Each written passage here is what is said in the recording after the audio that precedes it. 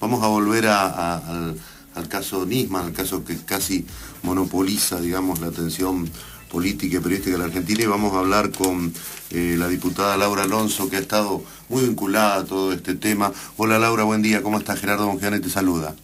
¿Qué tal? Buen día, Gerardo, ¿cómo estás? Bien, bien. Bueno, ¿qué te ha generado todas estas noticias que tristemente no provoca cada semana el caso Nisman?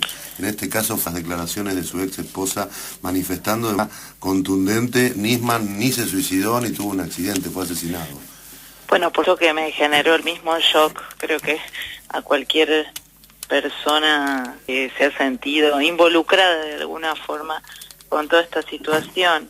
A mí me sigue preocupando es que han pasado tantas semanas y tantos días y todavía no sepamos nada, o sea, ni siquiera ha establecido una hipótesis de investigación. Y me parece en ese sentido que cuando uno compara con otras situaciones, por ejemplo, leí esta mañana que en Rusia ya detuvieron a 2 personas vinculadas o supuestamente vinculadas al asesinato del disidente Nemtsov. Sí. Y nosotros todavía estamos preparando el agua para el mate, ¿no? Y eso que Rusia, todo el mundo dice que es un estado casi mafioso, ¿no?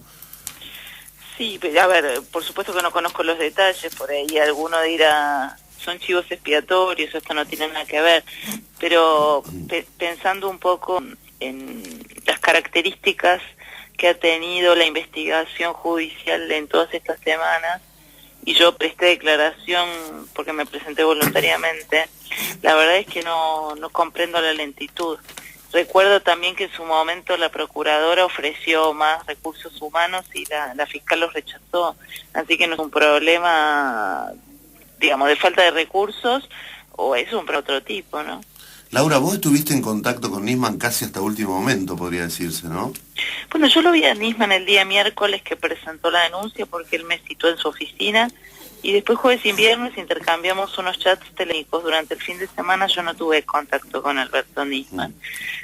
Y todo estuvo vinculado, estos contactos, a reunión en su fiscalía, a la denuncia que le había presentado, a la presentación, la redundancia, que iba a ser en el Congreso el día lunes 19. Sí. Y también te escuché en algunos otros medios, tenés la idea de que no daba para nada el perfil de una persona que tuviera alguna intención suicida ni nada que escapa. No, para nada. Yo no, desde el primer momento dudé de esa posibilidad, y después conversando con gente que lo conoció mucho más que yo y que incluso tuvo hasta diferencias en los procesos, en la investigación del atentado a la AMI y demás, jamás a nadie se le cruzó por la cabeza la idea de que Nisman se podía haber suicidado. Ahora, yo acá decíamos a menudo en estas semanas que un poco lo que Nisman denuncia, y bueno, y Policita insiste con esa denuncia, es ponerle un poco de detalle a una discusión en donde también la oposición, cuando se aprobó el memorándum de entendimiento, dijo, porque yo escuché a muchos opositores de tu bloque y otros bloques decir, es para una suerte de pacto de encubrimiento, esto es para liberar a Irán de responsabilidades, ¿no?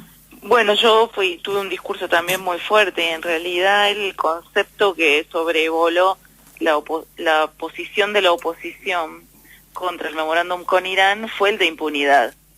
Porque cuando vos leías el memorándum, o cuando lo lees hoy día, que ya fue declarado inconstitucional, y además de una cesión de soberanía y de interferencia en el proceso judicial argentino, encontrás cosas muy extrañas, como por ejemplo esto en lo que siguen insistiendo Timerman y la presidenta, de que el fiscal y el juez iban a poder indagar a los acusados iraníes en Teherán, cuando en realidad todos sabemos que el fiscal Nisman tenía una condena a muerte por parte del régimen islámico desde el día que consiguió las alertas rojas los acusados en Interpol. Timerman era hombre muerto, no podía pisar Teherán.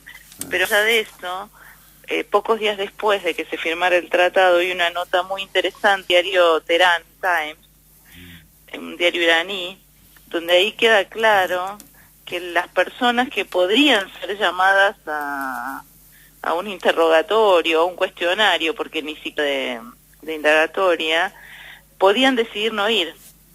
Digo, esta es la posición de Irán.